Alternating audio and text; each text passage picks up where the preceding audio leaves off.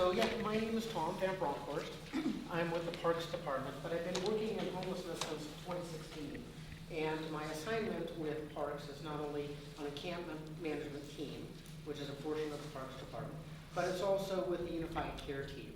And the Unified Care Team is a group of department representatives who have come together under the mayor's office to support each other in the city's overall homelessness response.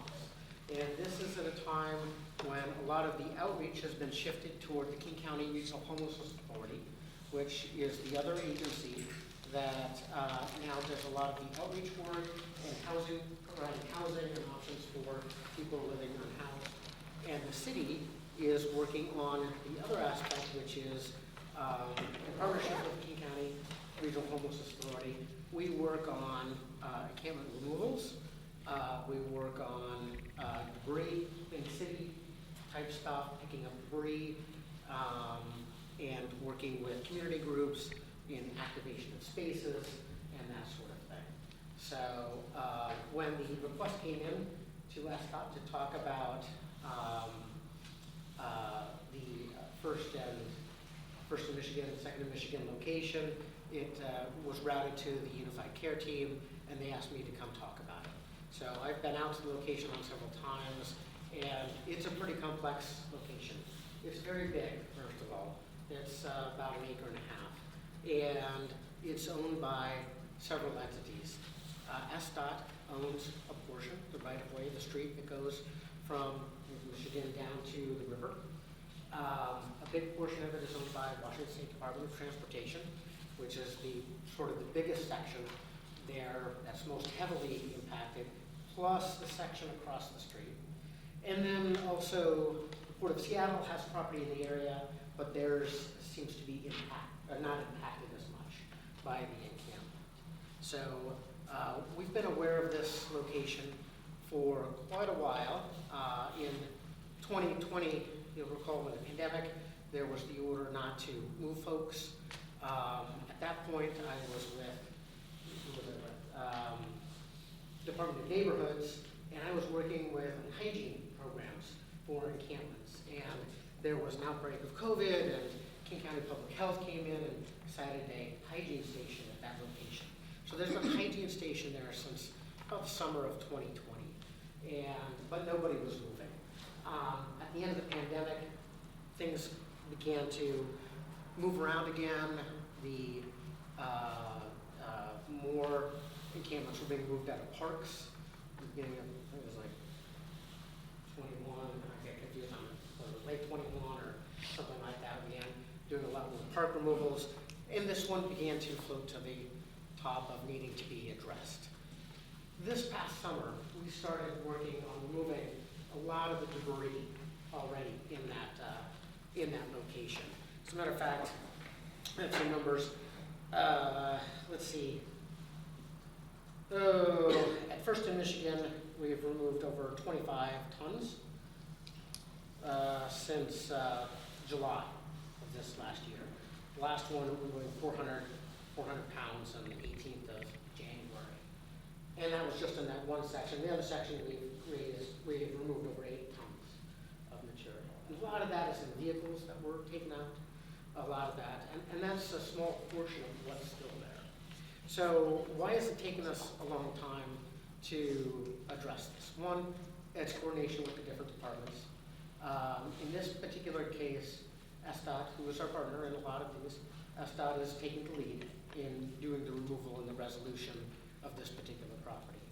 And part of that includes the outreach that is ongoing right now by King County Regional Homeless Authority and their partners to talk with people in the encampment and make them a reasonable offer of an alternate living situation or some alternate option for them to consider.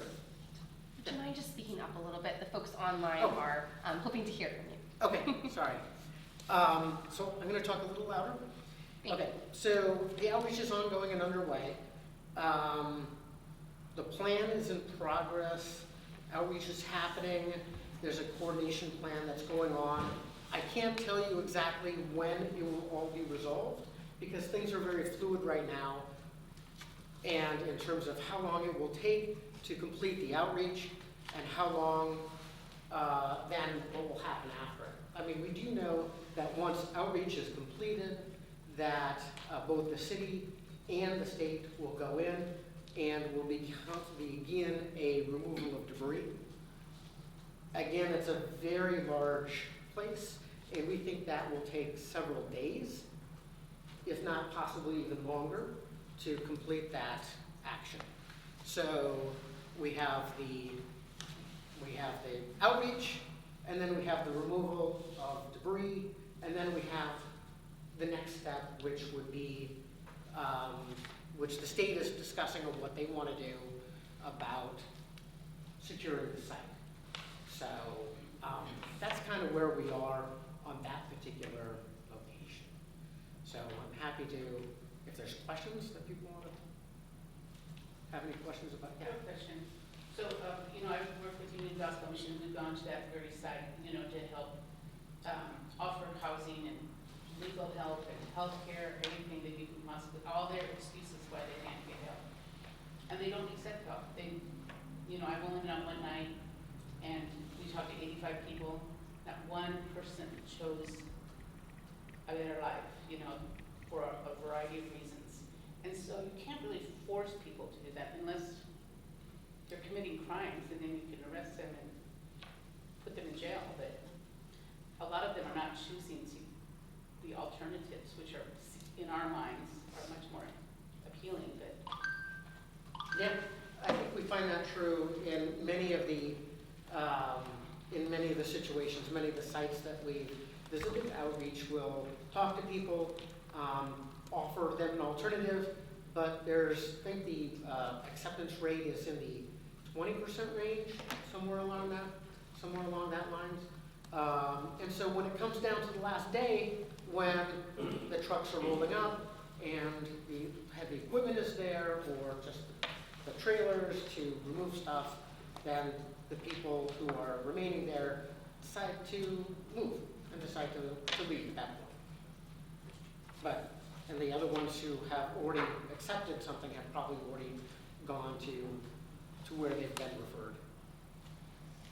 So what happens after encampment is moved out, and then you get one or two motorhomes that come back to the area and stay there for an extended period of time? In general, or at this location? In general. In general, if there's an encampment that has been removed, if it's on the right of way, after the removal happens, if someone comes back to re-encamp there again, the city can immediately go in and ask them to leave, and can obstruct them from the space without having to go through the longer process of Find it, fix it? Actually, it'd be helpful for us to know, so if there is an encampment removal and you see someone come back, we'd love for you to put it on Find It, Fix It, so that we'll know about it. Because we want to go back in right away and ask them to move along. We don't have to go through the notification and the process of giving them 72 hours and putting them through our prioritization process and then having them stay there for longer. We can ask them to go immediately. So that's the good news. Now that is for tents. For RVs, if they're parking on the right of way in a legal spot, they can be there for up to 72 hours. And then they would be asked to... In this case, then, it's more than 72 hours, but... Right. Enforcement of parking laws can be slow. But then you can't call it, you can't put it on Find It, Fix It unless it's been 72 hours. And then by the time they get there, another couple of days later, they're gone. And that's a good thing. Well, yeah. And that's a good thing. I mean, we want people to be able to park legally, and we want people to then move on. So if they're moving on within 5 days, that's pretty good. Yeah. Can you elaborate by what you mean by securing the site? So do you mean that the asphalt portion, the street, would be then still be accessible and the rest of it would be clean and then inaccessible? You know, the state who's leading this effort is working with the city to define what that means about site security and what they want to do following the removal. I don't have specific details of what it looks like. There is a plan for restoration. Is it all paved or unpaved? Like, I don't know the site well. Oh, the site. Yeah. The site has a street that goes down from, I think it's Michigan, to the river. Yeah. And at the end of that, and that's SDOT right of way. You know, is And that a boat launch or something, or at some point? It's a street end park. Okay. So actually, the Parks Department is in charge of or responsible for, I don't know if they technically own it or if they have it, but they have control of the end of that road, which is a street end park on the side, on the edge of the Duwamish River.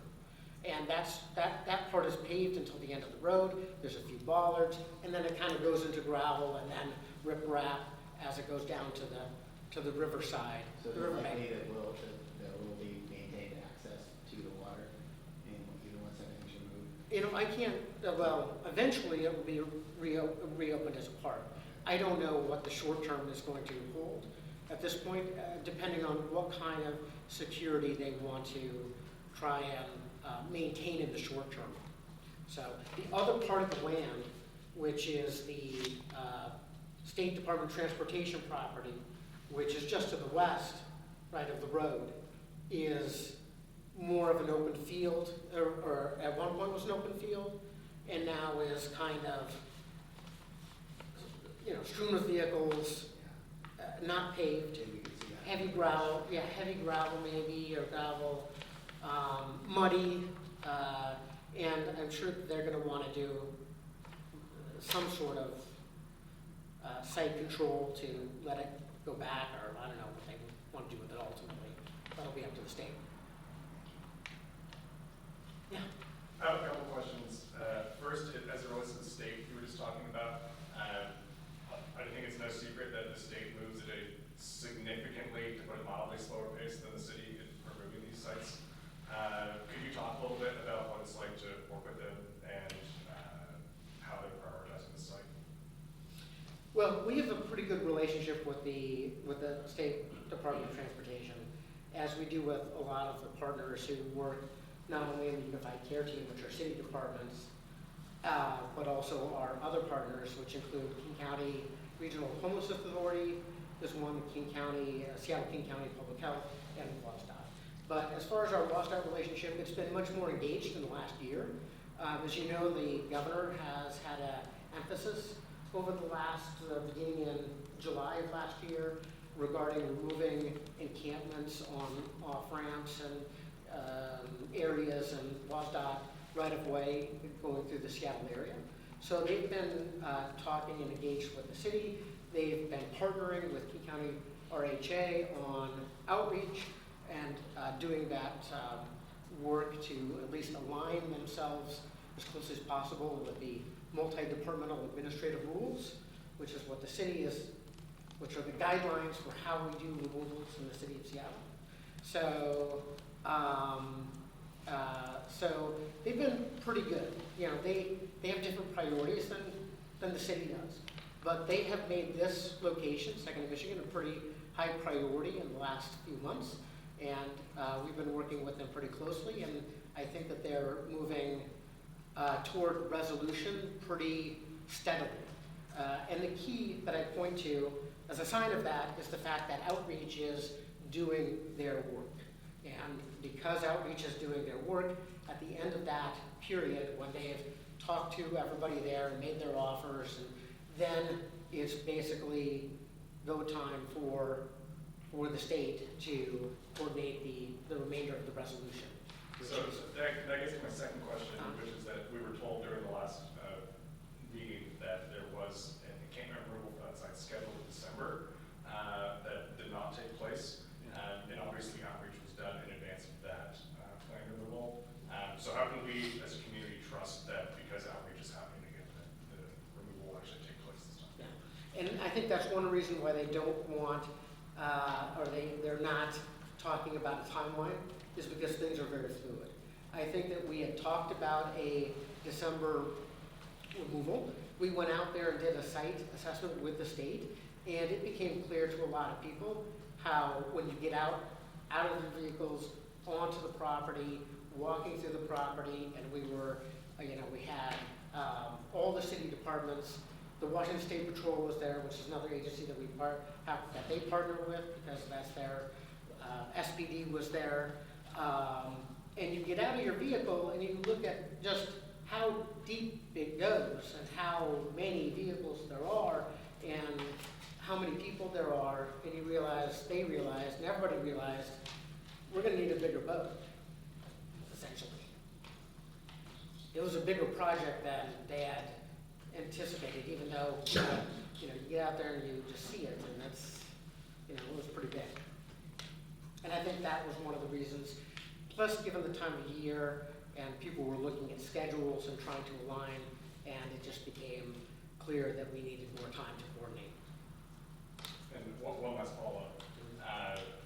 Has kind of the media attention and safety issues around encampments on other washed off properties around Seattle, like the Ship Canal Bridge or in the CID, had any impact or diverted resources from the area under the First Avenue South Bridge? You'd have to talk to WASDOT. I don't know if that has had an impact. I can't answer that. Sorry. Other questions?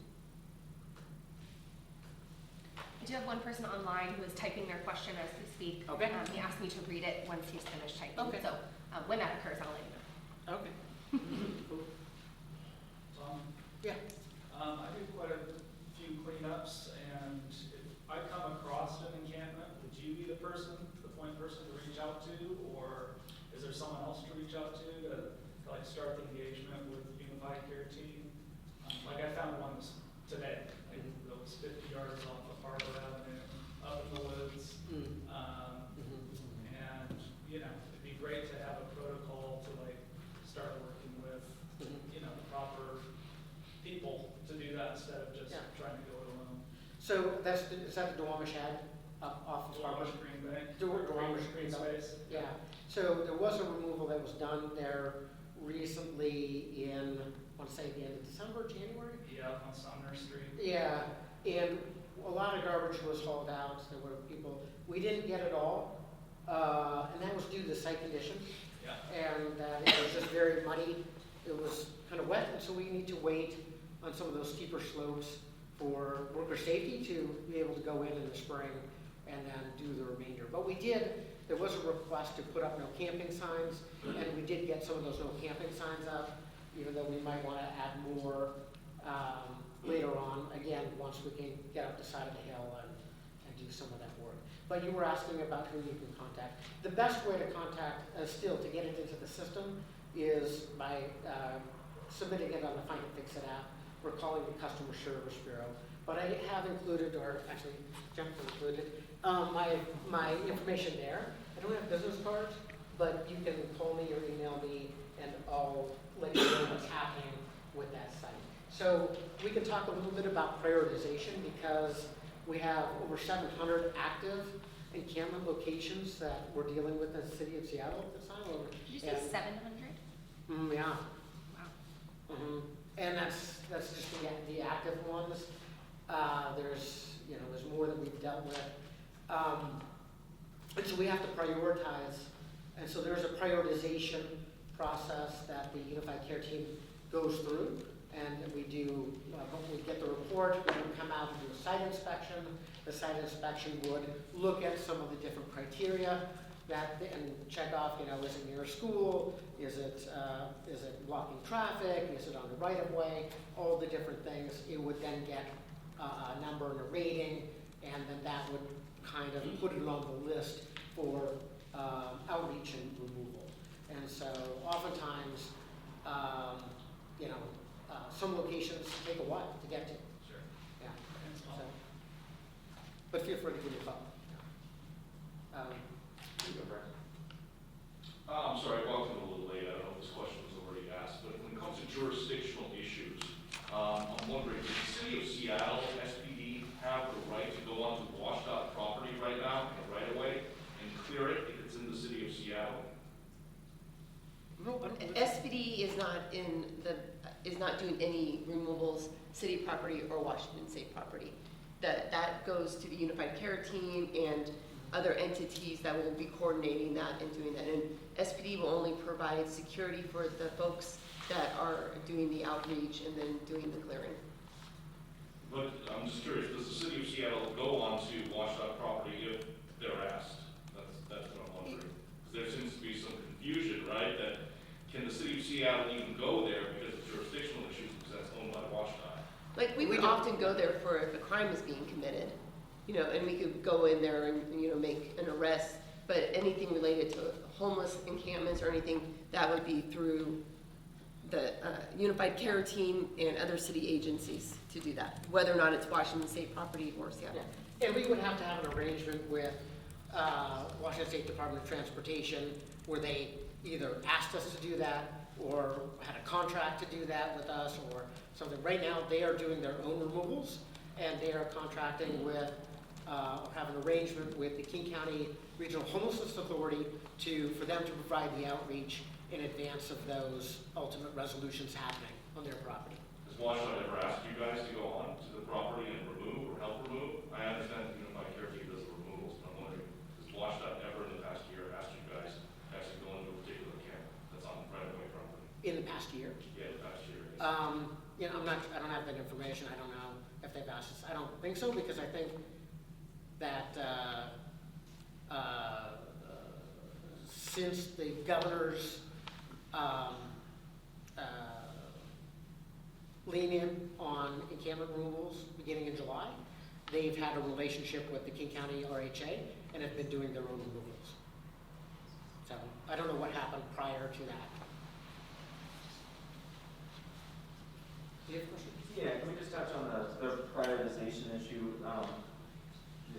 Like, if it's on park, like where does that fall in the prioritization? If it's a single person, and then if you tack on like violence and committing crimes, like, where will that fall? Like, we're dealing with some homeless guy that's smearing shit on the property pretty frequently, like blood and attempted breaking and entering, and nothing's been done.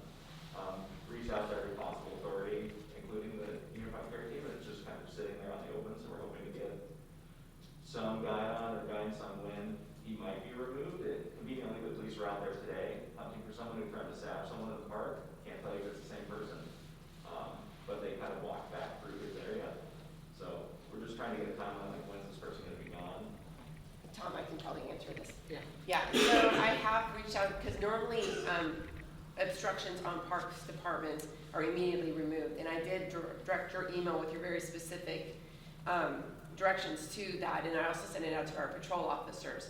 And I haven't gotten word back yet from Parks Department if they found the guy, but I know my patrol officers have been looking for him, and they've been trying to identify him so that we can, so you guys can work on getting a protection order, a restraining order, anti-harassment order. And so today, I know the officers that went out there, and I did email them and ask them if they were able to find him, because in my head, I thought it was the same person that you guys have been talking about.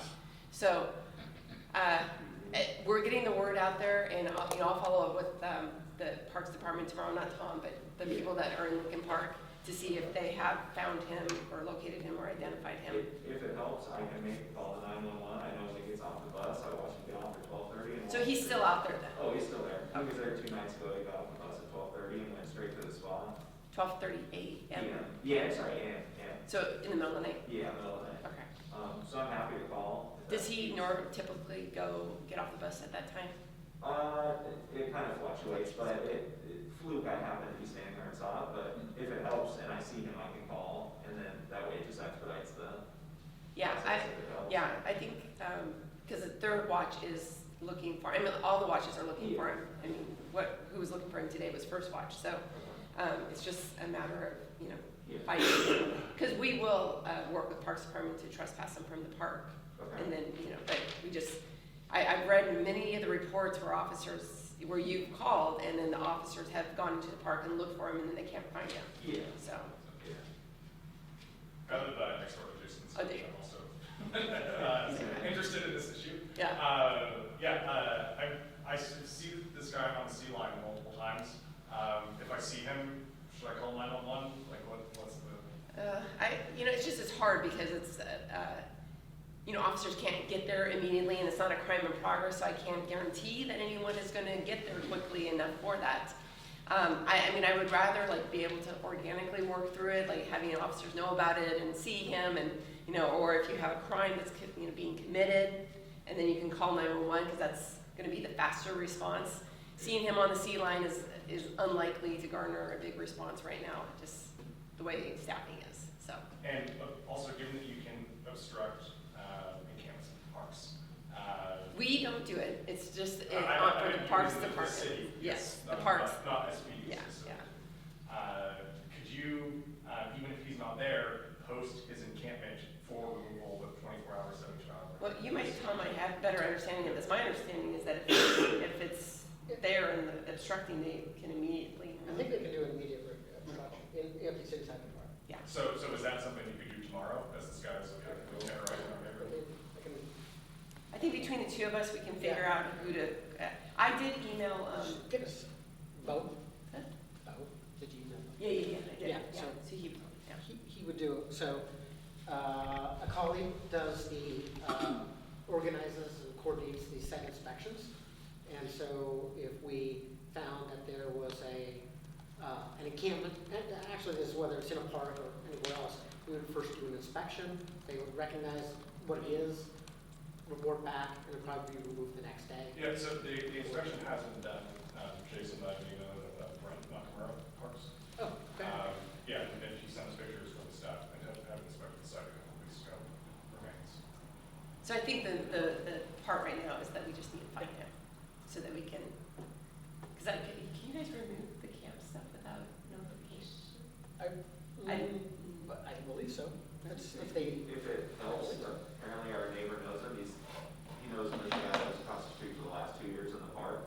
So he's been there for a decent amount of time, whether or not he's been a permanent. Yeah. Air quoting permanent, he's not supposed to be there, but a resident for that amount of time or 3 shifts, I don't know. Yeah. But the neighbor does know him.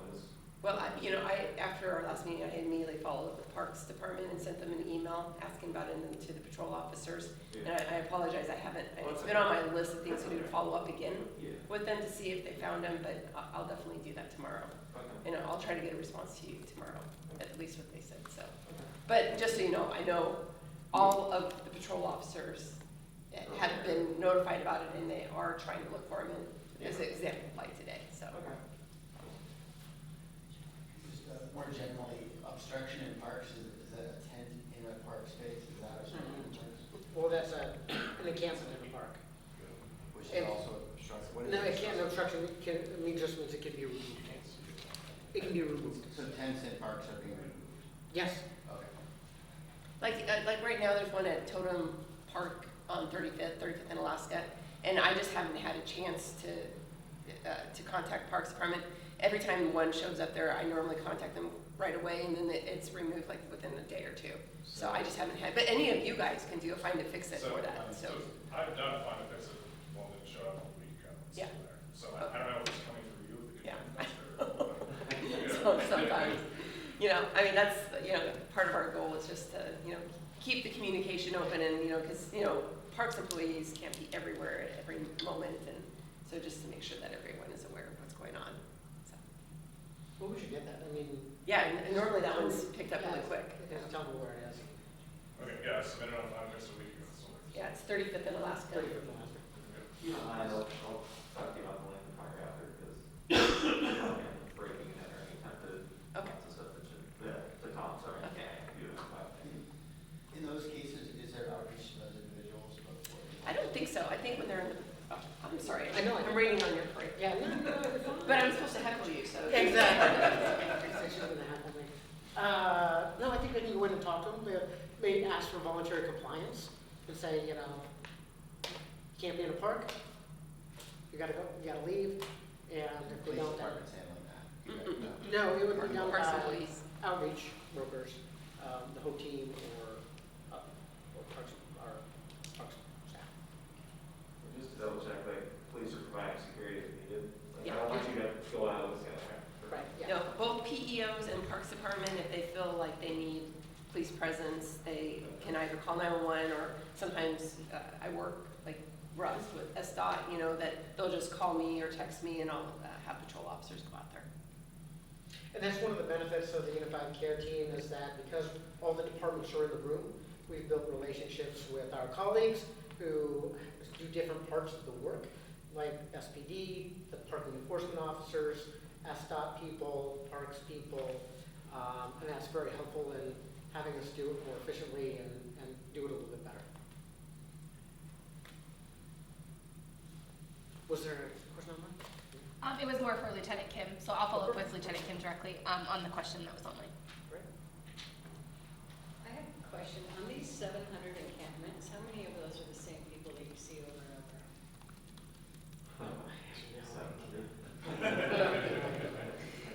But there are hundreds of reports and encampments all over at the same time. So it's not somebody being bounced around. It's like there are 700 spots where people have tents. I don't know how many are duplicative or. Does that 700 number include the RV encampments? No, I don't think so. Oh, really? I don't. Just a reminder, folks online are having a hard time hearing you, so if we could. Sorry. Yes, you. No, I'm just joking. I'm just joking. We'll stay closer. I'm trying to relay questions and things to the folks online so they're staying up to date. So. Any other questions for Tom, anybody? Yeah. I don't mean to hijack the meeting, so tell me to knock off. But in any case, for any folks who are long-term residents of Parks property, kind of like outside of mine, for instance, like Eric and I have done some cleans, like off Harbor Avenue, there's a gentleman, Garth, who's been living in the Duwamish Head area for nearly 20 years, who was missed during this removal off Sumner you talked about.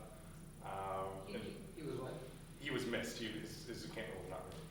Oh, okay. Yeah. Is that further south than? It's It's east right on of, the very point, like up under the eagle's nest up there. anyway, just as an example, in those cases, like, is that something where we would talk to Parks directly, or like, what does that look like? For anyone who's like been there for like a long time. And that's on a green belt? Yes. Okay. We can have to talk about it, and I can follow up on it and see what the plan is and why he was missed, and if he was outside the work zone or if, or whatever. And,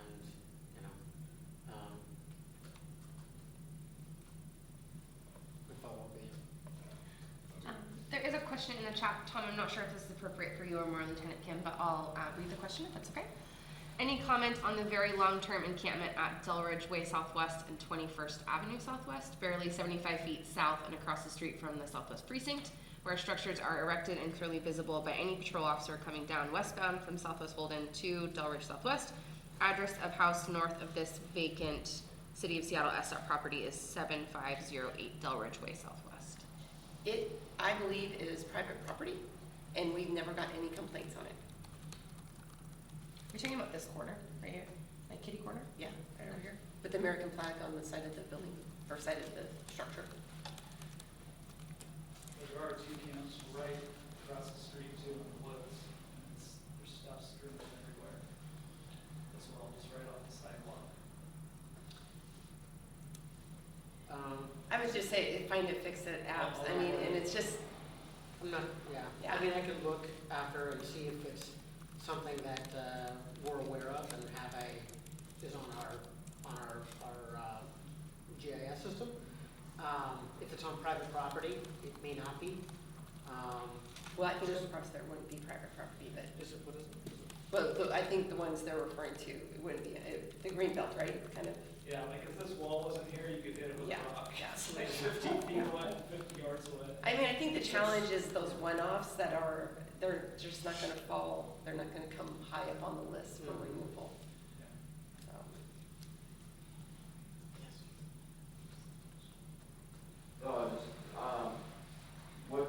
What's kind of your take on, there's an ambulance that just loiters around Pomeroy. He'll stay in one spot near the gas station for 3 nights, then he shifts over just south a little bit, and it'll kind of fluctuate every couple of days. Is that something just you report and then it'll get worked at some point, or is it? If he's moving every 3 days, there's No. birds virtually nothing. I mean, as long as he or she moves every 3 days, then there's legally nothing. And parking in a place that's legal for them to park. I know there's a lot of zone parking over there, so that's where he or she may not be able to park overnight in certain zones over there. But if they're moving every 3 days, I mean, that's the best we can hope for. Yeah, that's being a good neighbor Yeah. on their part. Yeah. That's- Could be worse. Yeah. Yeah. I know this may have been asked a little earlier, it came in late, but the First Avenue Bridge, what neighborhood is that technically in? What is that, Georgetown? Commercial No, I think development. it would be Commercial tomorrow. There's a map right there, actually, and it's somewhere between South Delridge and Commercial Duwamish would be the technical neighborhoods, but it is included in the Southwest Precinct. It is included in the Southwest Precinct. So this goes back to the jurisdictional issue again. So if the city of Seattle wanted to take ownership of that and just enforce and start clearing it, could it do that, or is WashDOT pushing back? Because I know that No, it's not about pushing back. It's about, we're working in partnership with WSDOT. They are the majority landowner of the property. So, the city of Seattle has some property. The right-of-way along the road is SDOT and the little park at the end.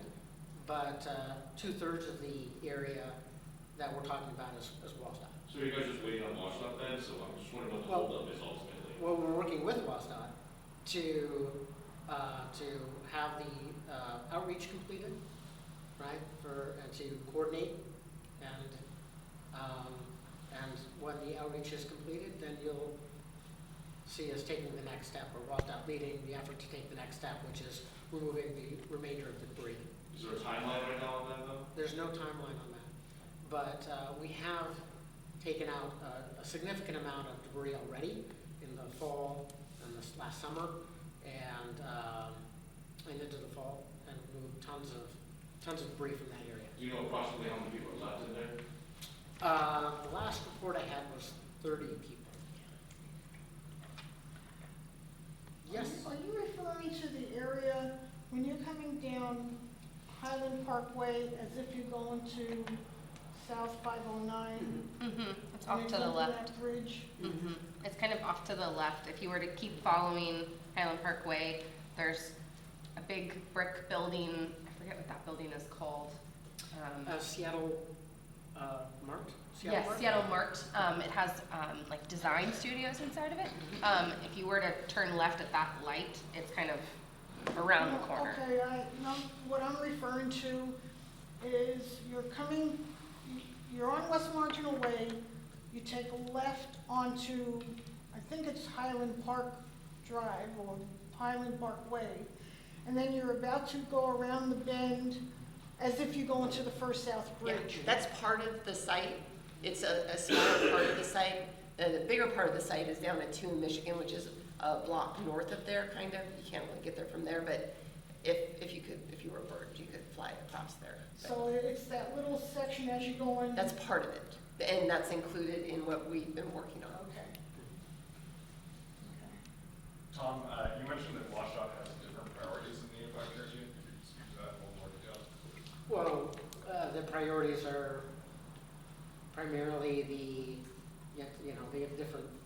own different land, so their priorities are removing encampments on their right of way on the freeway, right, on the off ramps and the on ramps and other locations like that. So, the unified care team is working on other encampments that have been identified. As far as the speed though, the unified care team is removing, I believe, like 3 or 4 encampments around the city. Correct me if I'm wrong on that. I think the state is removing like 7 ever since the right of way initiative started. So I'm curious of what pace is so radically different. I'm not sure I'm not sure I know. It could be that their sites are bigger and require more outreach, which takes longer. That might be part of it, but, yeah. But I don't have you'd have to talk to WSDOT to get an answer for you on that.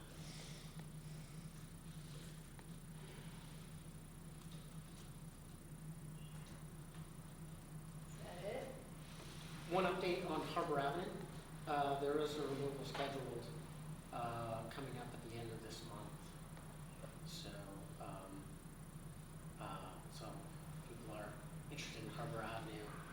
work zone should be from Spokane Street all the way to, I think it's Fairmount. Can you give us a little more detail on what that entails? Removal of the RVs that are parked along there. SBU continues to do debris removal on a weekly basis. So they do their geo cleans on a weekly basis along Harbor Avenue, and we'll continue to do that until the resolution happens. But there is a removal scheduled, and it will be happening.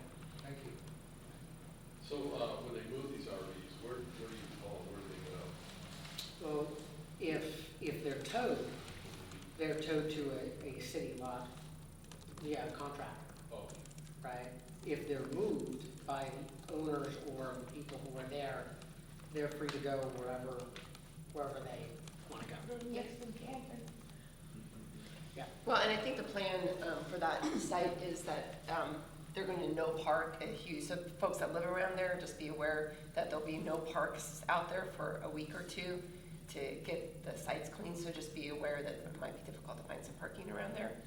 And then once they're clear, we're SPDE will try to, with the PEOs, try to be on top of them as they come back to make sure that they're legally parked and licensed and everything, so that it doesn't grow big again. But that's all based on staffing and other missions that we have going on. So Are the PEOs still part of SDOT, or did they go back? they're back with us now, but it's Okay. so they're transitioning back with us, and we're figuring out how that's all looking now. Yeah. Just in support of the person online there, I checked the Key County Parcel Bureau. I just did too. Yeah. There is a small, Essentially SDOT. yeah, so there is a small corner of the property that is an SDOT vacant lot. I just checked And it. that's where the tenant- I just checked it as well. Well, it's funny because the captain and I have driven by like in the last 6 months and like talked about it and said, we never get complaints on this. And then we were like, well, it must be private property. So that's why I kind of threw that out there. It was like, that was a discussion we've had, but I never get complaints on it. So this is the first I've really had anyone bring it to my attention officially, so.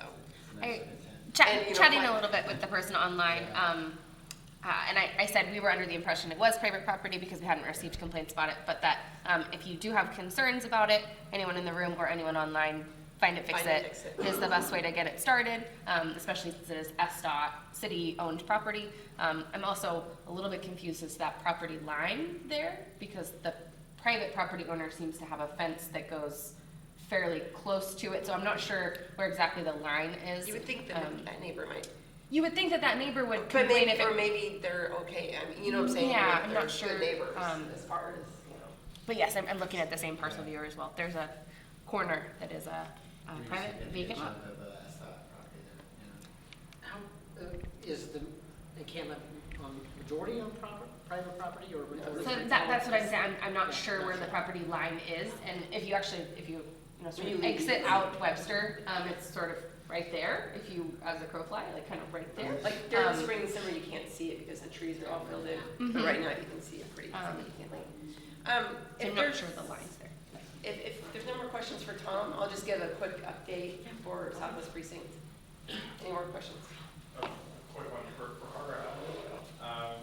I know it's about another community meeting, like planning a restricted parking zone or something. Are there any plans to? I know SDOT is looking at that. I mean, there's been a lot of talk about it, and the SDOT representative here in West Seattle is actually trying to push it forward a little bit too. So he's very interested in having that as well. So the thing about any parking stuff is an enforcement of it, especially an enforcement of it at night, because PEOs don't work at night, and so that's.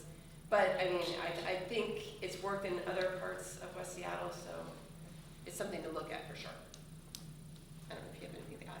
You were just in the meetings with me, so.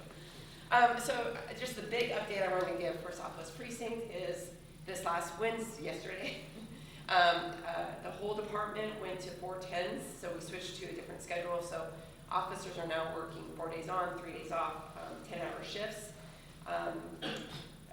The shifts are basically, first watch is 4 a.m. to 1400, 2 p.m. in the afternoon. Second watch is 11 a.m. to 2100, so 9 p.m. in the evening. And then third watch is 1900, to 0500 in the morning. So the biggest overlap is actually between first and second watch, which is the 11 a.m. to 1400 time. And so that's traditionally actually been some of our busiest times. So that's for West Seattle. Other neighborhoods might be different. So it works out well for us because that's covers some of our busier times. So there's probably going to be some growing pains on how this looks in the next week. Because of 4 days on and 3 days off, there will be one day that every single patrol officer that's assigned to the precinct will be working. In theory, granted they have vacation and stuff like that, and that is Sunday. So our expectation is that Sundays we'll be able to do some emphasis patrols, or be able to deploy differently, not just answer 911 calls. In this precinct specifically, though, because of our staffing, even on our overlap days, because all of our squads are below minimum staffing without augmenting, having officers come in on overtime. So on Sundays, we'll be fully staffed, but maybe have 3 or 4 extra officers. But we're a smaller precinct. Other precincts will have a bigger crew on their overlap days. And so we're hopeful that will be, we can do extra projects and do things more than just running around answering 911 calls. And then the hope is, because of staffing, we do officers augment a lot on overtime, that even with 3 days off, even if they work 1 day overtime, they'll still have 2 days off. And we're hopeful that that's also for officer wellness, that that'll be helpful as well. And also, hopefully, maybe that'll make it more appealing for people thinking about law enforcement, that they want to come to Seattle PD, and people that were thinking about leaving Seattle PD, that maybe this will give them a second thought. Maybe this will be a better schedule for officers. That's really the big thing that's going on right now. Citywide auto thefts are up, and West Seattle is not any different. And I don't know if you guys have been following some of the stuff that's going on in Olympia, but there is some bipartisan legislation talking about giving officers some discretion in pursuits, because as you guys know right now, stolen vehicles we cannot pursue no matter what. And even with our policy before the law, I mean, we were pretty limited on when we could pursue for property crimes, which an auto theft is. But it would be nice if it was coupled with other crimes, and if it was in the middle of the night and there was no traffic, that it made sense that you could do that kind of pursuit.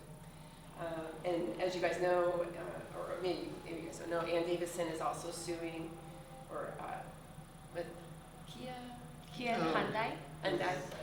Because they made the car so easy to steal and didn't do a lot of the same safety requirements that other countries they make them do. So. And specifically, the Crime Prevention Unit is working on putting out a new bulletin specifically for Kia and Hyundai owners. There are specific years of specific models that are most vulnerable to this type of theft. If you're on TikTok, you've probably seen these ridiculous TikTok challenges about stealing these specific vehicles and how to do it. Right now, nationally, it is skyrocketing, those specific models and years of Kias and Hyundais. The crime prevention team actually just today finalized a bulletin on what those are and ways to combat it. Of course, Kia and Hyundai are being held responsible for not making these updates, and so they are doing some software updates and some physical updates. So if you own one of these vulnerable vehicles, it's important to take additional steps to protect your vehicle. I'm happy to give specific suggestions on that. And I also just received word that I did receive a grant through the Seattle Police Foundation to distribute vehicle clubs again. So we will be getting a certain number of clubs per precinct to distribute for free. My goal is to target specifically owners of those types of vehicles first. Of course, to try to help those folks in our community sort of first, and then of course we will offer them to the general public as well. And I'm happy to provide links for where you can purchase a club on your own if you would prefer to purchase it instead of sort of wait for my grant to come through. But more information on that will be coming out soon. Got a question about the bank robberies? Yes. Any progress on those? Yes. I don't have an update on them, but the captain has been following them very closely and working with the robbery unit to figure out what's going on with there. Because we've had an uptick on bank robbers, and so we're working with the robbery detectives to identify them. From a crime prevention perspective, I'm also individually meeting with each business, specifically in the junction that's been hit recently. There's been, I want to say, 5 businesses with burglaries in the last 2 months, and then 4 bank robberies. So I'm meeting individually with each business to offer security assessment and then speak specifically on other things, safety for their staff, and other directives from the captain as well. On the theft piece, you mentioned the last meeting there were 100 some stolen vehicles recovered at the First Avenue South Bridge site Yes. last year. Yeah. Do you have any numbers for how many were recovered there? This so year? far in 2023? You know, I'm not sure. So last year I had 2 First Watch officers that worked together, and that was like their thing. They got out of roll call and went straight down there and looked for stolen cars. And one of them is out on shoulder surgery right now, so it just, there's probably not as much as a response down there. So I don't know what it is right now, but I can follow up with that and let you know. It's probably gonna be a little bit lower just because my dynamic duo from First Watch is not working together. So. And as far as the jurisdictional issues go with WashDOT, from an SPD perspective, is it frustrating, or how would you otherwise characterize it to kind of lose the city's local control over that, where you're constantly responding to the same area? Well, I don't think it's, you know, because if we go there and crimes are being committed, then, you know, that's just what we do, you know, but as far as like the removal, I don't feel like there's any, you know, I mean, it's a process and we're all working through it right now, and WashDOT is being a good partner, and, you know, and State Patrol also with once we are able to get in there and everything, we'll be following up with all the junk vehicles and doing their process to get rid of them, and, you know, so. Is it taking resources away from other things in the south? Of course it is. I mean, but you know, I mean, I'm not, so like drug overdoses, right? I mean, that has gone up over the last 2 years. I mean, we have officers responding to 2-3 drug overdoses a day, right? And you know, and that's never, I mean, 20 years ago, I worked downtown and we didn't have that many drug overdoses. So, I mean, that, whether or not it's State Patrol property or SPD property, it's an encampment, and that's just where they're going to be. And we're going to respond to those like we would anywhere else. But yes, but that's one reason why that property has gone to the top of the list for resolution. I was trying to think of the word. Resolution, because there have been drug overdoses there, there's been murders, there's been 100 stolen vehicles dumped there. So. From my perspective, it's hard to trust that WashDOT will take action when, you know, when the mayor's office came out with its point scoring system to encampments. Yeah. That site was ranked as the #1 priority RV encampment in the city, you know, nearly a year ago, and it's still there. You know, we sit through weekly meetings now about this site specifically, even away from MDAR IT group, and it is moving forward. And there's one person in charge that is being very responsive and making sure that when we leave those meetings, everyone has a task to complete to keep it moving forward. So I am hopeful that, and you know, and I know that their thought process is that this will be a template for how other sites are going to be handled that have joint jurisdiction, because there's plenty like 12th and Jackson and, you know, other places that are mostly WADOT, but SPD is affected the most because we do responses to any criminal activity there, right? So there is hope that this, how we're doing it right now, will be a template to do future resolutions. So, am I speaking out of turn or so? Okay. We'll know tomorrow morning. Yeah. Can you comment on what happened? Dorothy, you are started now, and you are back West Precinct King Secretary. Can we actually talk about what happened in Lincoln Park today? So there was 6, 7, 8, 9 cop cars out there. Yeah, and I think it was an attempted assault of some sort, and everyone was looking for an individual. Okay. And I think that they had a pretty good description, but No photos? yeah, I haven't seen it. I haven't checked my email since I sent the email to the officer, the primary officer. I sent an email and an MDT message to him, Okay. but I haven't returned it. So it's exciting to hear that Harbor Avenue is going to get swept again, because we were down there today. cleaning Yeah, I up saw after it on last week. Facebook. And but what always baffles me is all of the cars, probably 90+% of them, don't seem roadworthy, they don't have bumpers or mirrors. Half of them don't have plates, and the ones that do, the tabs are like 2 years expired. What's the process of that? I mean, is that a find it, fix it thing? Is that something that the police can just go down and say, you're not, this car's in available? Yeah, and I think that is what our plan is, that after this next go around where everything is removed, it'll be no parked. RVs will either move on their own or they'll be towed. That we will try to be diligent about being down there and enforcing those laws.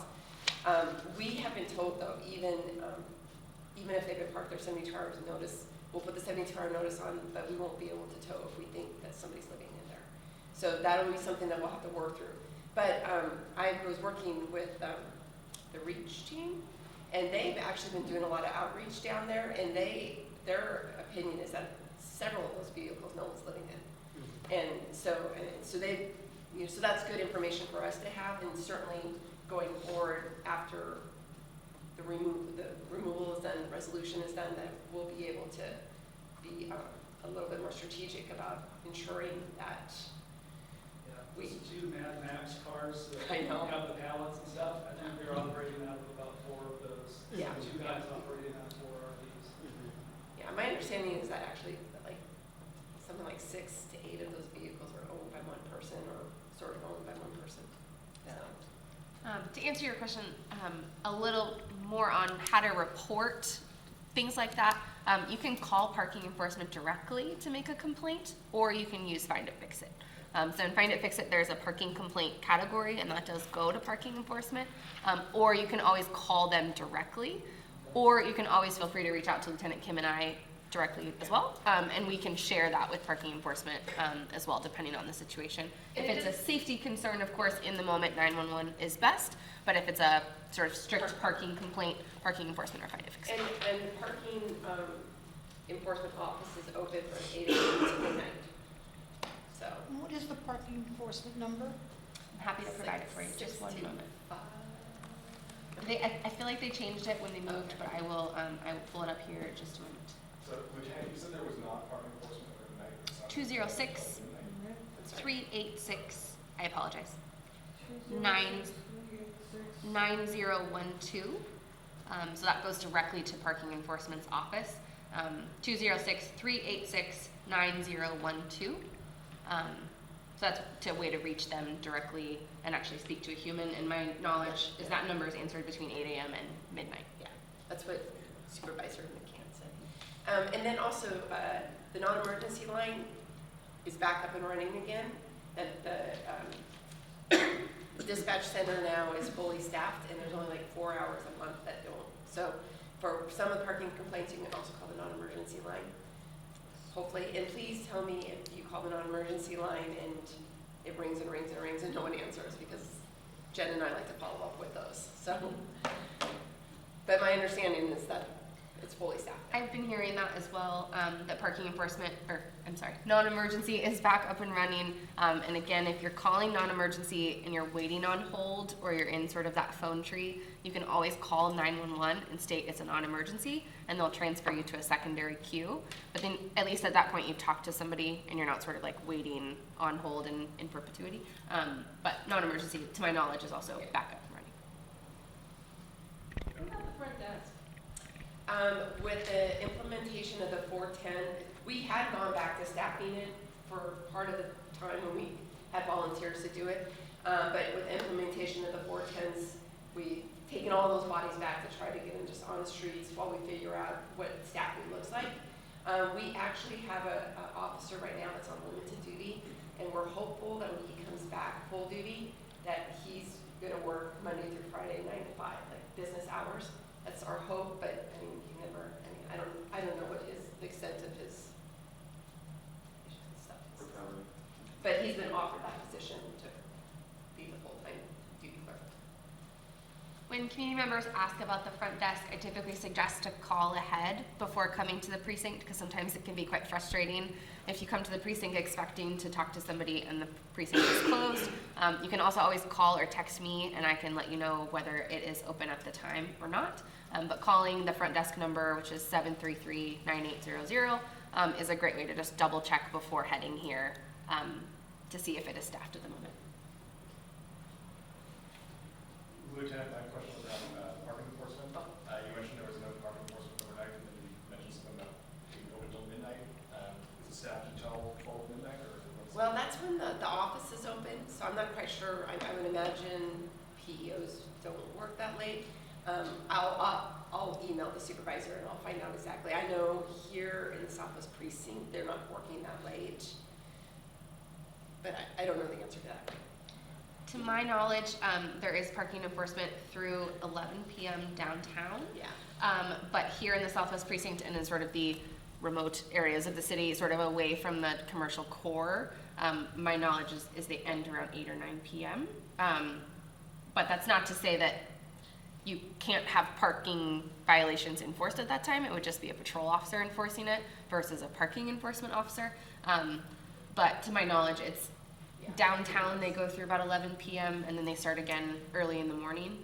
But I don't have the specific hours on me, but I'm happy to look into it and get back to you. And this is still kind of we're figuring it out with the PEOs coming back to us. And like, it's come up a little bit right now, even with like SDOT changed all the zone parking to where it's part of the license plate reader, that you won't have like a thing hanging from your rear mirror saying that you can park like at Lincoln Park or whatever.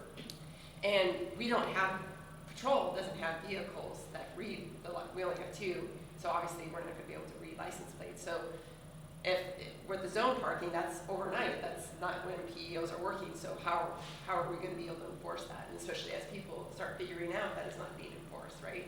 You know, so that's definitely something that we're working through right now. And unrelated to that, for some of the shots fired and gun violence we're seeing around the precinct, have you been tracking as far as the folks who got away? Is it typically the same folks who are committing these crimes over and over again? Yeah, in the last month, most of our shootings have actually been with a specific house or related to a specific house in South Park. That's where most of like actual people being shot and stuff is going. Other ones have been along California, and no one's been struck, but officers have found casings. And all of this information, all of shots fired and shootings, and even if it's a shots fired and they recover one casing, it's all reported. And if you go to the forward-facing for SPD, you can get the exact data of how many shots have been fired in the Southwest Precinct. But do you have an idea of whether it's the same individuals who are doing this? Or Well, South Park, it's the same group of people that are doing it. That's a separate incident. Here, I don't think we know. Is that something that should be reported if found? I mean, Oh, if you find a casing, yeah. 30 munitions. Oh, yeah, totally, because here's what happens is that the night before you find the casing, someone's called 911 saying they heard a shooting. Officers go out there and it's dark, they look around, they don't see any casings. The next morning you're walking your dog, you find it, then you can call 911 and we'll link the time of that shooting with the casing. And then all the casings and any ammunition is put into evidence and run through a system where it can track the different casings and link them to guns and so forth. So yes, absolutely. Is it too late after the fact? I mean, I've got a whole bunch of them in my office. Oh, yeah. If you find it, probably not during one of your cleans where you're picking up a ton of garbage, but if you're just randomly out and see 1 or 2, like where it looks like it's relatively new, that would be a good thing to call 911. Okay. Yeah. So. Okay, we're gonna wrap it up. So next